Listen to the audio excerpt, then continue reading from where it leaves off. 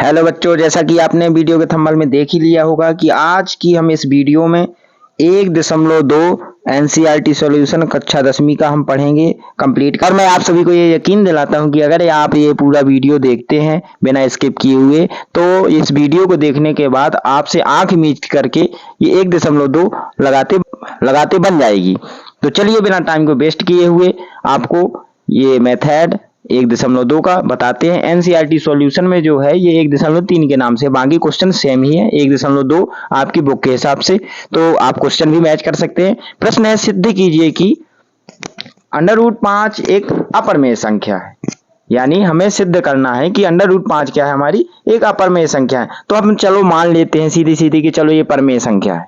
ठीक है, तो हमने माना कि एक क्या है, परमेय संख्या है। तो अब परमेय संख्या के बेटा जो गुणधर्म होते हैं वो क्या होते हैं? परमेय संख्या हमेशा क्या होती है? P/Q के रूप में होती है। हमेशा क्या होती है? P/Q के रूप में होती है। यहां पर हमने A/B मान लिया, और जो B होता है या जो Q होता है वो क्या होता है? 0 के बराबर बिल्कुल भी नहीं होता, वो 0 नहीं हो सकता।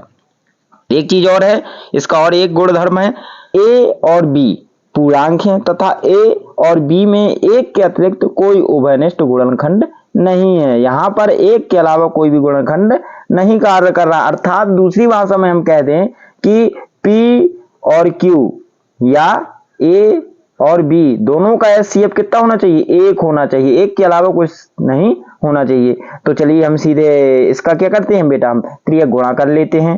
त्रियक गुणा कैसे? B हमारा इस साइड आ जाएगा और A यहां पर हो जाएगा। तो सीधे देखो हमने त्रियक गुणा किया तो A बराबर में √5B। ठीक है, अब हमने क्या करना है, हमें कोष्टक में लिखना है वर्ग, दोनों पक्षों में क्या चढ़ाने पर? वर्ग चढ़ाने पर, या दोनों पक्षों में स्क्वायर चढ़ाने पर।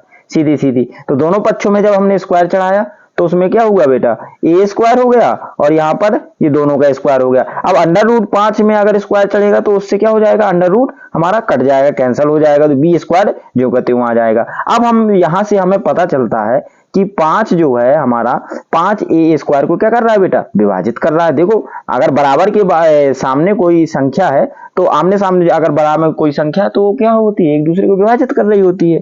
सीधी सीधी है बात है। तो A स्क्वायर किसको विभाजित कर रहा है? 5 को विभाजित कर रहा है। और जब A स्क्वायर 5 को विभाजित कर रहा है तो 5 भी A को विभाजित करेगा। सीधी बात है भाई, दोनों आमने सामने तो एक दूसरे को विभाजित करेंगे। सीधी सी भाषा में हम ये समझ सकते हैं कि जैसे 5 स्क्वायर है, ये कोई संख्या को विभाजित करता है, A विभाजित करता है। तो अगर 5 स्क्वायर था तो इसको हम 25 कर सकते हैं। अगर ये A को विभाजित करता है तो हम सिर्फ 5, बस सिर्फ 5 भी A को विभाजित करते। वही हमने यहां पर लिखा है यहां पर। अब फिर इसी के बाद हमने क्या करना है, माना हमने A बराबर क्या है? 5K है, जहां K क्या है? पूर्णांक है। जैसे हमने A का मान ज्ञात किया है वैसे ही हम B का मान ज्ञात करेंगे, तभी तो हमारा A और B दोनों का HCF ज्ञात होगा। तो A का मान हम इसमें रख देंगे बेटा, किसमें? समीकरण 1 में। समीकरण 1 हमारा ये था। अब स्क्वायर है तो A जहां पर है वहां पर हम क्या कर देंगे? 5K लिख देंगे। हमने 5K लिखा, स्क्वायर इसमें था तो स्क्वायर इसमें चढ़ा दिया, 5B स्क्वायर ज्यों का त्यों लिख दिया। अब बेटा क्या हुआ? 25 हो गया, 25 से 5 कट गया तो सीधे इधर क्या बचा? 5K स्क्वायर बचा, और 5K स्क्वायर बचा, और B स्क्वायर ज्यों का त्यों था, B स्क्वायर से कुछ नहीं कटा। अब इसी प्रकार क्या हमारा यहां से क्या सिद्ध होता है बेटा? यहां से हमारा ये सिद्ध होता है कि जो है B स्क्वायर है वो किसको विभाजित कर रहा है? 5 को विभाजित कर रहा है। इस प्रकार B भी किसको विभाजित करेगा? 5 को विभाजित करेगा, या 5 B को विभाजित करेगा। दोनों एक दूसरे के बराबर हैं तो एक दूसरे को विभाजित कर रहे हैं। अब सीधे सीधे हमें ये समझ में आता है। अब इसका जो HCF आया, सीधे सीधे हमारा जो HCF आया, गुणनखंड आया, वो कितना आ रहा है? हमारा दोनों का 5 आ रहा है। और जबकि होना कितना चाहिए था? 1 होना चाहिए था, लेकिन 1 नहीं आया, अर्थात ये क्या है? अपरमेय संख्या है। उसी प्रकार हम भाषा अगर लिखना चाहेंगे तो ऐसा लिखेंगे। इस प्रकार समीकरण 2 और 3 से हमें ये पता चलता है कि A और B उभयनिष्ठ गुणनखंड क्या है? 5 है। यानी उभयनिष्ठ गुणनखंड जो दोनों को विभाजित करे वो क्या कहलाता है? HCF कहलाता है।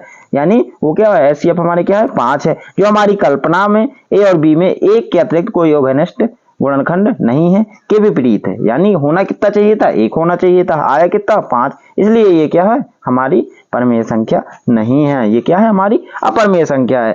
आई होप ये समझ में आ गया होगा। चलिए दूसरा भी देखते हैं। दूसरा भी कुछ इसी प्रकार का क्वेश्चन है।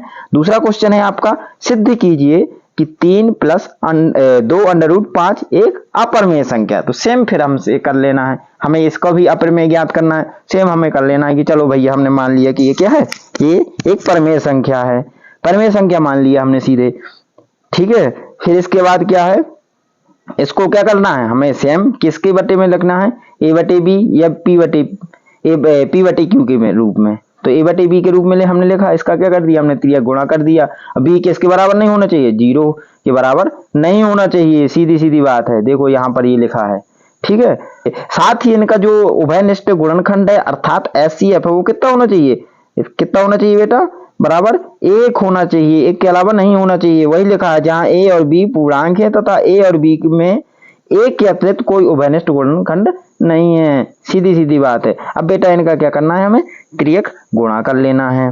तो हमने क्या किया, 3 plus under root 2 under root 5 था, तो 2 अंडर रूट 5 को हमने यहाँ किया, 3 को क्या कर लिया, पक्षांतर कर लिया। अब इसका हमने क्या कर लेना है, एक बटे में 1 लेकर हमें क्या कर लेना है बेटा, बटे में 1 लेकर इसका भिन्न कर लेना है। भिन्न करने पर हमारा प्राप्त होगा अंडर रूट 5 बराबर में 1/2 ए बटे बी माइनस 3, इतना हमारा क्या होता है, प्राप्त होता है। इतना प्राप्त होने के बाद, क्योंकि ये क्या है बेटा, क्योंकि ए और बी पूर्णांक है इसीलिए 1/2 कोष्टक ए बटे बी माइनस 3 एक परिमेय संख्या, इसलिए 5 भी एक परिमेय संख्या होगी। ठीक है, पी बटे क्यू के रूप में होती है, ये हमारी पता होता है। परंतु हम जानते हैं कि अंडर रूट 5 एक अपरिमेय संख्या, अभी हमने ज्ञात किया है अंडर रूट 5 क्या है, एक अपरिमेय संख्या है।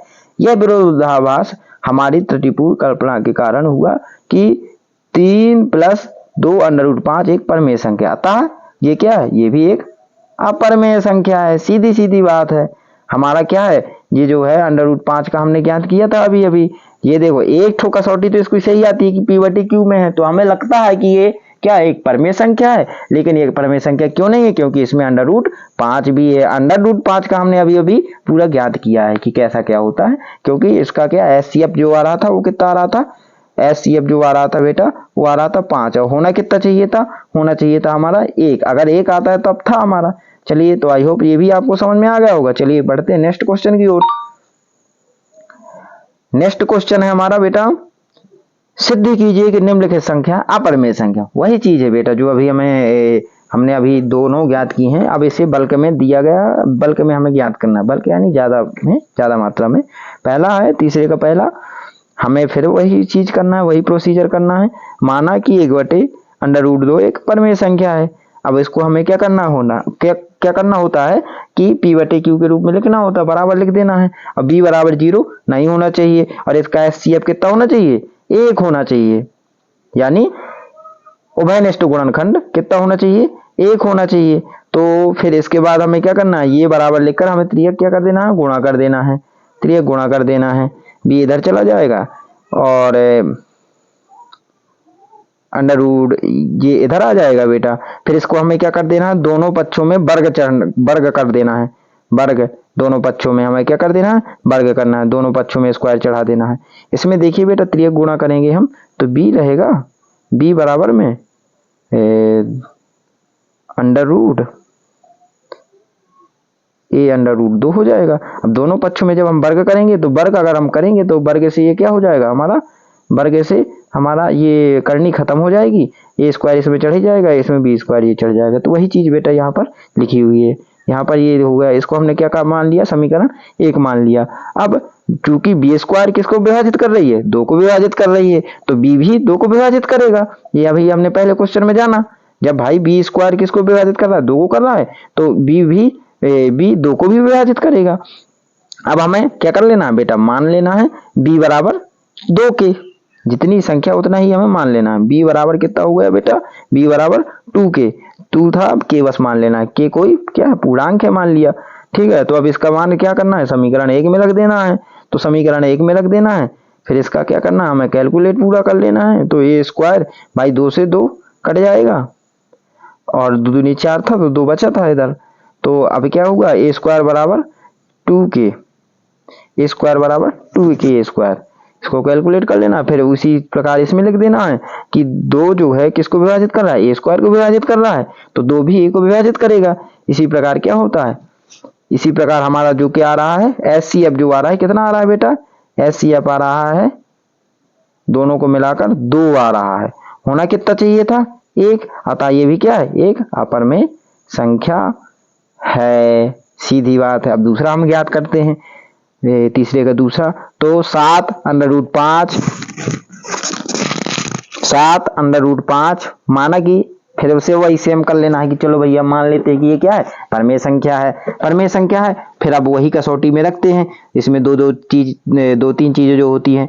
परमेय संख्या क्या होती है, हमेशा p/q के रूप में होती है या a/b के भी रूप में होती है। और क्या होता है, b बराबर 0 बिल्कुल नहीं होता है, b बराबर 0 नहीं होता है। और एक चीज और ये होती है, दोनों का एचसीएफ कितना होता है बेटा, दोनों का एचसीएफ यानी उभयनिष्ठ गुणनखंड कितना होता है, 1 होता है। ठीक है, अगर ये तीनों कसौटी में आता है तो ये परमेय संख्या, अन्यथा नहीं है। तो सबसे पहले हमें क्या करना है, उसके बटे के रूप में लिख देना है, इनका क्या करना है, त्रिय गुणा कर देना है, त्रिय गुणा कर देना है। तो फिर बेटा आता है हमारा जो 5 है वो क्या, 5 वहीं पर रह जाएगा बेटा, और 7 जो है वो b के पास में आ जाएगा, बटे में आ जाएगा। तो हमारा क्या हो जाता है, a और b पूर्णांक है, a और b क्या हमारा पूर्णांक है, और a/7 भी एक परमेय संख्या है, क्योंकि परमेय संख्या को p/q के रूप में रख सकते हैं। लेकिन √5 एक परमेय संख्या, इसलिए √5 भी एक क्या हो जाएगी बेटा, परमेय संख्या होगी। परंतु हम जानते हैं कि क्या है, √5 को हम जैसे हमने मान लिया पहले कि चलो क्वेश्चन के हिसाब से कि जैसे ये परमेय संख्या है तो चलो मान लेते हैं ये भी है, लेकिन जब हम ज्ञात कर रहा है तो ये हमारा क्या प्राप्त होता है कि ये परमेय संख्या है। तो सीधी सीधी बात, जब वो कहते हैं ना कि एक व्यक्ति खराब होने से दूसरा भी व्यक्ति उसके साथ रहे तो उसे भी लोग खराब समझने लगते हैं। तो जब ये अपरमेय संख्या है तो ये भी इसके साथ में, तो ये भी क्या हो जाएगी, अपरमेय संख्या हो जाएगी, सीधी सीधी बात है।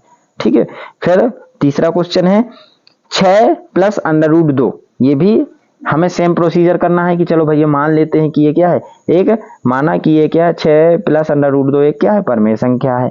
अब इसी प्रकार अब इसकी शर्तें क्या होती है परमेय संख्या की, परमेय संख्या की शर्तें हम अभी बताया है कि ये क्या होता है, p/q के रूप में लिखा जाना सकना चाहिए, यानी a/b के में। और b बराबर क्या, 0 बिल्कुल भी नहीं होना चाहिए। उभयनिष्ठ गुणनखंड कितना होना चाहिए, 1 होना चाहिए। अगर तीनों चीजें सही हैं तो क्या हमारी परमेय संख्या है। ठीक है, तो सबसे पहले हमें क्या करना है बेटा, p/q के रूप में a/b के रूप में लिख करके हमें इसका क्या कर देना है, त्रिय गुणा या पक्षांतर वगैरह ये सारी चीजें हमें कर देना है, इसका कैलकुलेशन करना है। कैलकुलेशन नहीं करते बनता, चलिए मैं और अच्छे समझा दे रहा हूँ। तो सबसे पहले हमें क्या करना है, इसके बराबर में हमें ये लिख देना है। फिर 6 जो हमारा है वो क्या कहाँ जाएगा बेटा, पक्षांतर हो जाएगा, यहाँ पर -6 आ जाएगा, -6 आ जाएगा तो बटे में इसके 1 कर लेंगे और इसका क्या कर लेंगे, भिन्न कर लेना है। भिन्न, इसमें जो है इसका पहले एलसीएम कर लेना तो b आ जाएगा, और इसका पूरा भिन्न करना है, भिन्न का कैलकुलेशन इतना आता है। फिर इसके बाद जो हमारा है, अब ये क्या है बेटा, ये पूर्णांक आ रही है, ये क्या आ रही है बेटा, पूर्णांक है, पूर्णांक यानी p/q के रूप में है, तो ये क्या है, परमेय संख्या है, ये क्या है हमारी परमेय संख्या है। लेकिन फिर वही चीज आ रही है कि √2 भी हमारी, जो पहले हमने परमेय मान लिया, इसको भी जैसे ये परमेय है तो इसको भी हमने परमेय मान लिया, लेकिन हमने अभी ज्ञात किया था, अभी √2 का भी ज्ञात किया था। √2 क्या है, एक अपरमेय संख्या है, अभी अभी हमने ज्ञात किया। तो अब इसके साथ में वो है, तो हम कहते हैं ना कि गलत व्यक्ति के संगत करोगे तो आपको भी गलत ही माना जाएगा। तो अब जब इसके साथ में ये है तो इसको भी पूरा को क्या माना जाएगा, अपरमेय संख्या माना जाएगा। तो आई होप आपको ये समझ में आ गया होगा। अगर आपको ये समझ में नहीं आया है तो कमेंट बॉक्स में जरूर बताएं कि यहाँ पर सर हमें समझ में नहीं आया। और सभी से अनुरोध है कि वीडियो को पॉज कर करके अपनी नोट्स भी बनाते जाएं और अच्छे से समझें। और मिलते हैं अगली वीडियो के साथ, एक अगले टॉपिक के साथ।